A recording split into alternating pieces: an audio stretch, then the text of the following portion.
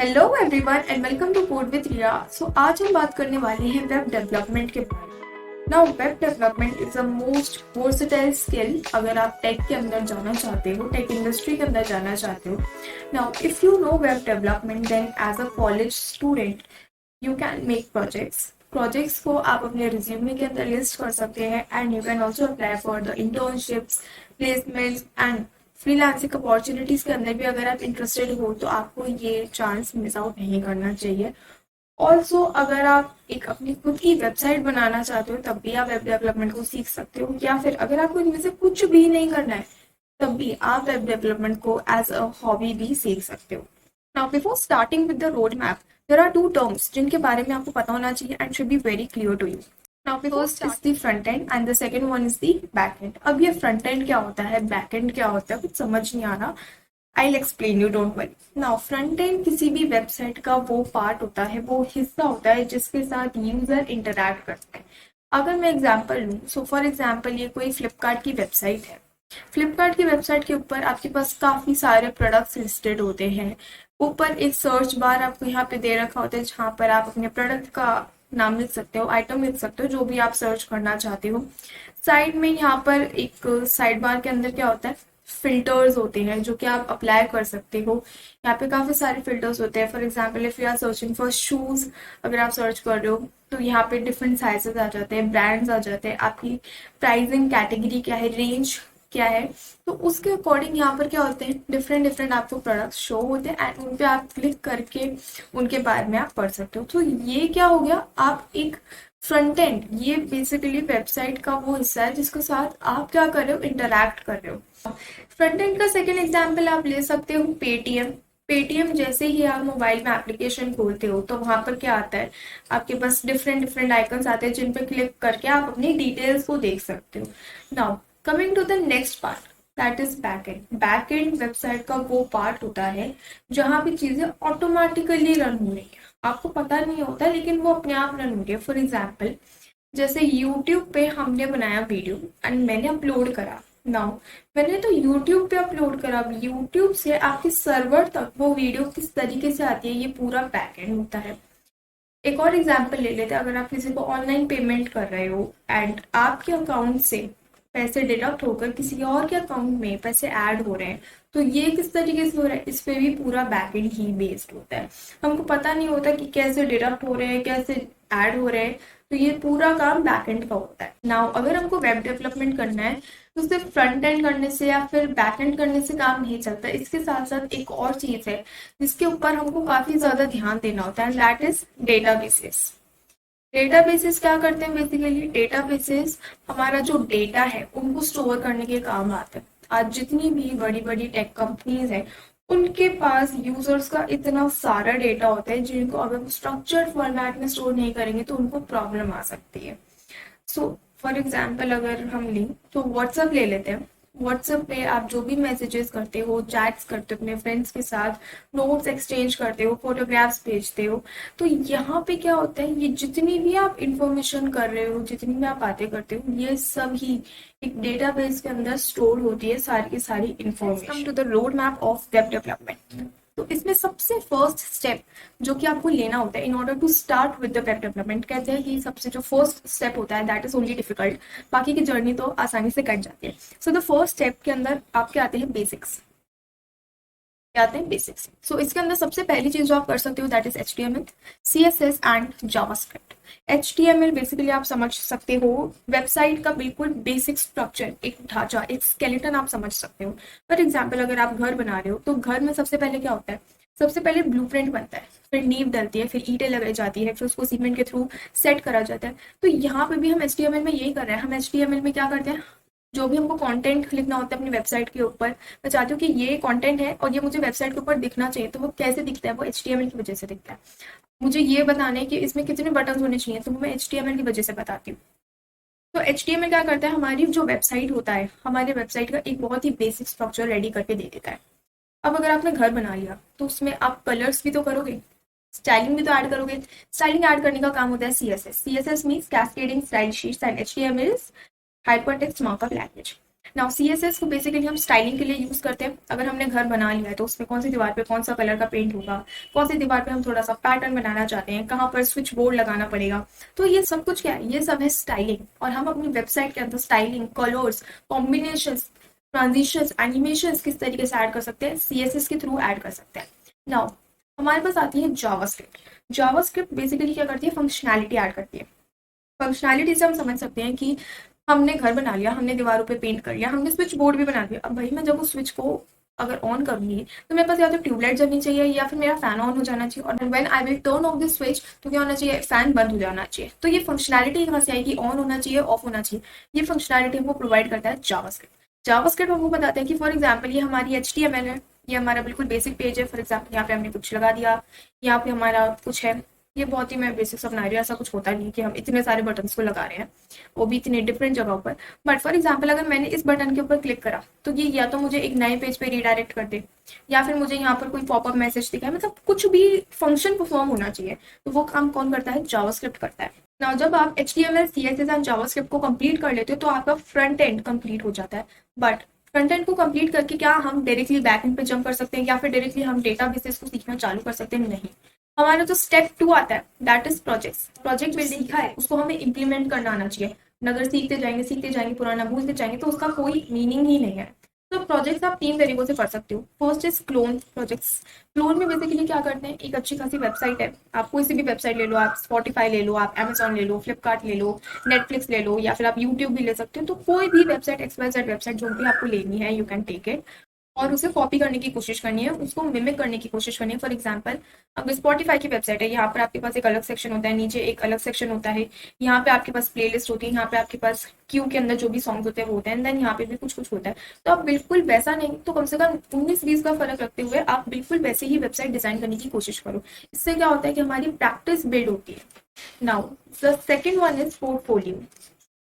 Portfolio basically क्या होता है, फॉर एग्जाम्पल ये एक वेब पेज है, इसके ऊपर आपको अपने बारे में इंफॉर्मेशन प्रोवाइड करनी है कि आप कौन हो, आपने कहाँ से एजुकेशन ली है, your hobbies, your achievement mention कर सकते हो। Now third is framework. अगर हमने फ्रंट एंड सीख लिया है तो उसके बाद जरूरी है कि हम एक फ्रेमवर्क सीख ले। तो यहाँ पे जो फ्रेमवर्क हम सीखते हैं that is generally of CSS। आप यहाँ पर सीख सकते हो बूटस्ट्रैप।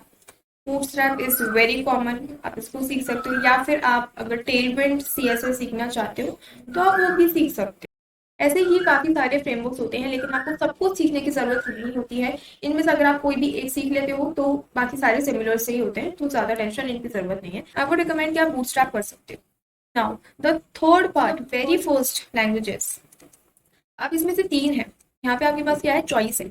आप इनमें से कोई सी भी कर सकते हो, या तो आप कर लो नोड.js कर लो, या फिर Django कर सकते हो, या फिर PHP, या फिर जावा कर सकते हो। ठीक है, तो अब इन तीनों में से आपके ऊपर है कि आप कौन सी लैंग्वेज को ज्यादा प्रेफर करते हो। तीनों की तीनों नहीं करनी है, इनमें से कोई एक करनी है। आई वुड रिकमेंड कि अगर आप एक फ्रेशर हो you should go with Node.js, क्योंकि आपने जावास्क्रिप्ट ऑलरेडी सीख ली है फ्रंट एंड के अंदर।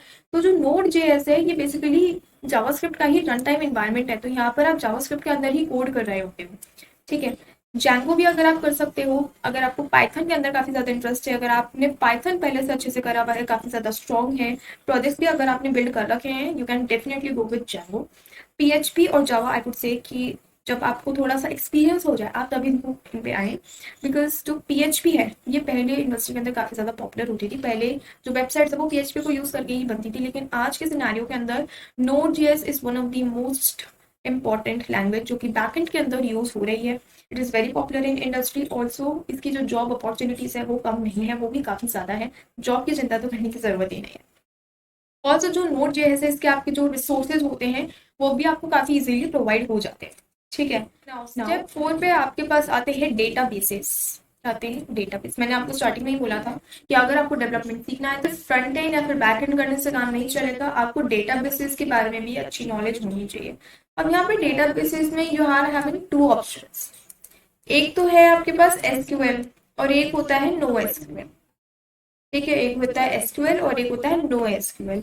SQL के अंदर आप क्या करते हो, जो भी आपका डेटा होता है आप उसको in the form of table store करते हो। फॉर एग्जांपल एक्सेल शीट्स अगर आपने बनाई है तो उसके अंदर जिस तरीके से आप रोज एंड कॉलम्स के अंदर टैबुलर फॉर्म के अंदर डेटा को स्टोर करते हो, कुछ वैसे ही आप SQL के अंदर कर रहे होते हो। अब नो एसक्यूएल के अंदर एक बहुत ही कॉमन डेटाबेस आता है, दैट इज मोंगोडीबी। ठीक है, क्या आता है? मोंगोडीबी। ये कहता है कि आप जिस भी फॉर्म में अपना डेटा स्टोर करना चाहते हो आप कर सकते हो, but except table, table use नहीं करनी है यहाँ पर। ठीक है, नाउ इट इज रिकमेंडेबल कि अगर आपने नोड जेएस करी है, अगर आप नोड जेएस कर रहे हो then you should go with MongoDB. और अगर आप जैंगो कर रहे हो, जैंगो अगर आपने कर लिया है तो आपको एसक्यूएल करना चाहिए। लेकिन अगर आप एसक्यूएल भी करना चाहते हो और मोंगोडीबी भी करना चाहते हो तो मैं आपको रिकमेंड करूंगी कि सबसे पहले आपको जाना चाहिए एसक्यूएल के साथ, क्योंकि जब आप एक बार एसक्यूएल सीख जाते हो तो आपके जो कॉन्सेप्ट्स है, जो बेसिक्स है, एक बार वो क्लियर हो जाए तो उसके बाद आप मोंगोडीबी पे स्विच कर सकते हो। तो आपको मोंगोडीबी को सीखने के अंदर काफी ज्यादा प्रॉब्लम फेस नहीं करनी पड़ेगी। ठीक है, let's talk about step 5। Step 5 आपके पास आता है एसेंशियल सीखने का। क्या आता है? एसेंशियल सीखने का। अब देखो यार, वेब डेवलपमेंट का मतलब ये नहीं होता कि हमने कुछ लैंग्वेज सीख ली, कुछ फ्रेमवर्क सीख लिए, कुछ टेक्नोलॉजी सीख लिया और उनको प्रोजेक्ट के अंदर इंप्लीमेंट कर दिया। वेब डेवलपमेंट सिर्फ यहीं तक सीमित नहीं है।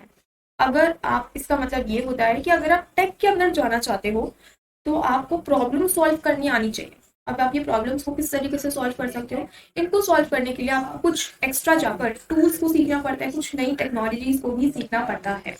नाउ अभी जो मैं आपको बताने वाली हूँ it is not totally related with web development, but in general ये प्रोग्रामिंग से रिलेटेड है और वेब डेवलपमेंट के अंदर भी कहीं ना कहीं हम प्रोग्रामिंग कर रहे होते हैं। ठीक है, तो इसमें जो फर्स्ट पॉइंट आपके पास आता है that is basic terminal command. Basic terminal command में आपको पता होना चाहिए कि हम अपने कंप्यूटर को, चाहे आपके पास विंडोज है, लिनक्स है, मैक है, वट एवर इट इज, तो आप अपने कंप्यूटर को किस तरीके से कंट्रोल कर सकते हो, टर्मिनल्स को यूज करके आप फाइल्स को किस तरीके से एक्सेस कर सकते हो, और तो और आप डेटा को कैसे मैन्युपुलेट कर सकते हो, आपको इसके बारे में पता होना चाहिए। नाउ इसमें सेकेंड पॉइंट जो आपके पास आता है that is get and getup. Git and GitHub. Git and GitHub are basically version control system, but अब मैं पूरा का पूरा इसमें नहीं जाऊंगी।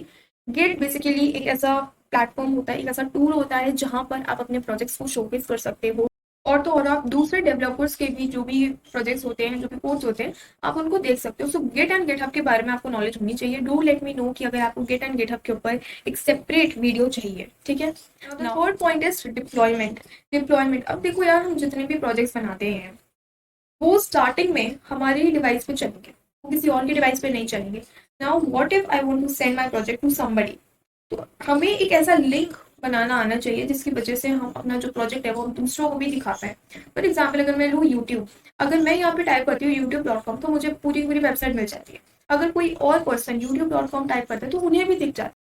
अगर कोई भी पर्सन देख रहा है youtube.com तो उन्हें भी मिलेगा। इट मीन्स कि यूट्यूब के पास एक कॉमन लिंक है जो कि हर कोई एक्सेस करके उनकी वेबसाइट को यूज कर सकता है। तो ऐसा ही लिंक मुझे भी जनरेट करना आना चाहिए, हमें अपनी वेबसाइट को होस्ट करना आना चाहिए।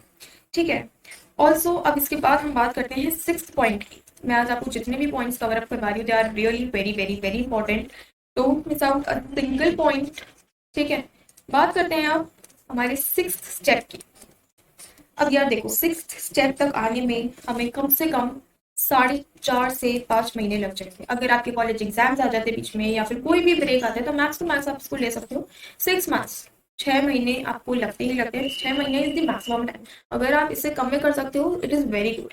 ठीक है, सो बिकॉज ये जितने भी हमने लैंग्वेजेस की बात करी, मैंने आपको बहुत ही एक सिंपल लाइन में बता दिया कि HTML ये होती है, CSS ये होती है, बट जब आप इनको पढ़ते हो, आप किसी भी लैंग्वेज को, किसी भी फ्रेमवर्क को पढ़ते हो तो उसके अंदर काफी सारी चीजें आती है। अब बैकएंड के अंदर अगर मैं आपको एग्जांपल दूं, बैकएंड के अंदर आप APIs कैसे बनाते हैं आप उनके बारे में पढ़ते हो, प्रोटोकॉल्स के बारे में पढ़ते हो, रिक्वेस्ट क्या होती है, रिस्पॉन्स साइकिल्स क्या होते हैं, टेम्पलेटिंग क्या होती है, एरर हैंडलिंग क्या होती है, और ऐसे ही बहुत सारे टॉपिक्स होते हैं, बहुत सारी चीजें होती है जिसके बारे में आप साथ के साथ इन्हीं 2-3 चीजों के अंदर पढ़ रहे होते हो।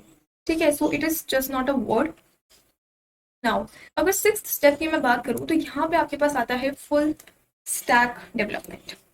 फुल स्टैक मीन्स कि आप फ्रंट एंड भी कर पा रहे हो, आप बैक एंड भी कर रहे हो, और आप क्या कर रहे हो, डेटाबेस को भी मैनेज करना आपको आना चाहिए। नाउ अगर आपको पूरी अपनी जर्नी के अंदर फ्रंट एंड के अंदर काफी ज्यादा इंटरेस्ट आता है तो आप एक फ्रंट एंड डेवलपर बन सकते हो। अगर आपको बैक एंड के अंदर ज्यादा इंटरेस्ट आता है तो आप एक बैक एंड डेवलपर भी बन सकते हो। It totally depends on your interest.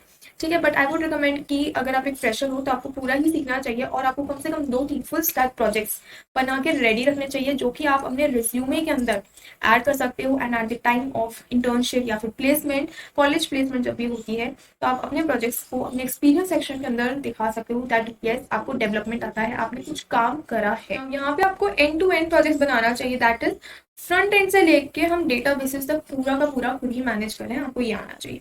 Now one last step जिसकी हम बात करने वाले हैं, that is about applying.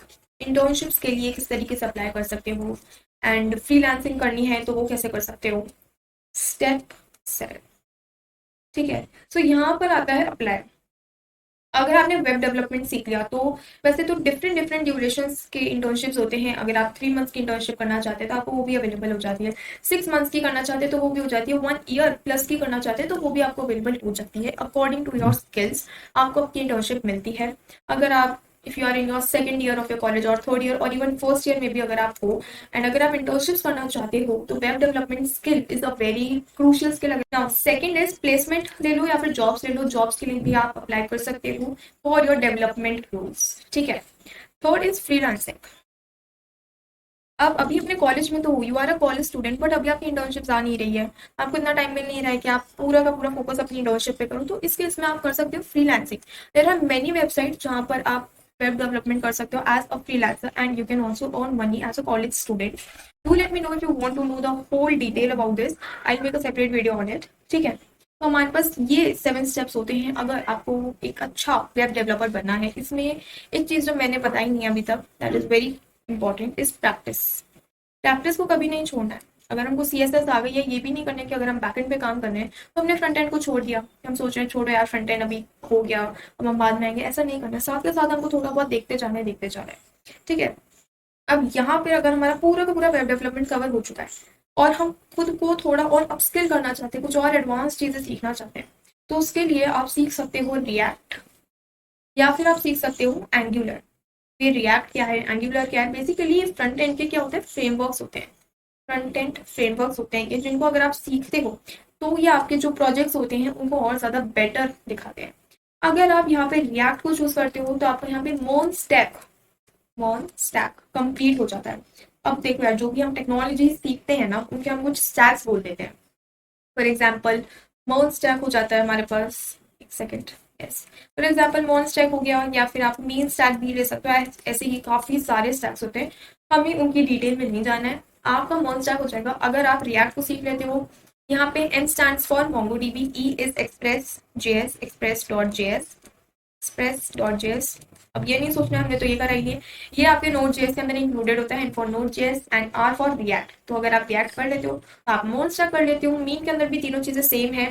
A is for angular, तो आप मीन स्टैक भी कर सकते हो, दोनों को ही करके आप अच्छे प्रोजेक्ट्स को बना सकते हो। ऐसा नहीं है कि सिर्फ मोन ही करना है फिर सब मीन ही करना है, it's totally up to you कि आप कौन सा करना चाहते हो। नाउ अब अगर हम इतना सीख ही चुके हैं तो थोड़ा सा और आगे जाके हम किसको सीख सकते हैं, हम सीख सकते हैं टाइपस्क्रिप्ट। टाइपस्क्रिप्ट क्या होता है, it is basically a strict version of JavaScript. आप इसको भी सीख सकते हो आगे जाके, it's totally up to you कि आप कितना आगे जाके सीखना चाहते हो। वेब डेवलपमेंट के अंदर आप जितना अपने आप को अपग्रेड करते जाओगे, जितने अच्छे प्रोजेक्ट्स आप बनाते जाओगे, उतना ही ज्यादा आपको फायदा होगा, उतना ही ज्यादा आपको प्रॉफिट होगा, ठीक है। सो या that's all for today, thanks for watching this video. And अगर आप चाहते हो कि आपके पास कोई टॉपिक है जिसके ऊपर I should make a video, do let me know in the comment section. Thanks for watching this video and I meet you in the next video. Thank you so much.